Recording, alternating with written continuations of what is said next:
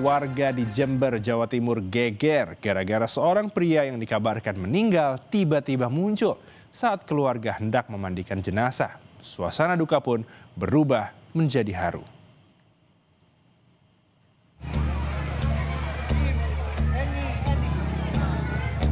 Warga ramai-ramai memenuhi rumah Saiful Bahri di Desa Langkap, Jember, Jawa Timur saat keluarga hendak melakukan prosesi pemandian jenazah. Saiful Bahri dikabarkan meninggal akibat kecelakaan di Jalan Raya Bangsal Sari pada 1 Januari kemarin. Namun suasana duka seketika berubah menjadi bahagia dan haru setelah Saiful Bahri tiba-tiba muncul dalam kondisi sehat. Polisi bilang sempat terjadi kesalahpahaman antara pihak rumah sakit dan keluarga korban lantaran korban kecelakaan tidak membawa identitas.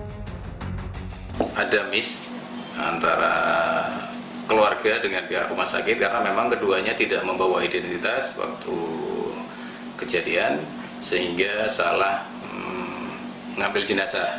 Ketika sudah dimandikan, sudah disucikan, ternyata putranya pulang dalam keadaan hidup sehingga jenazahnya dikembalikan ke puskesmas.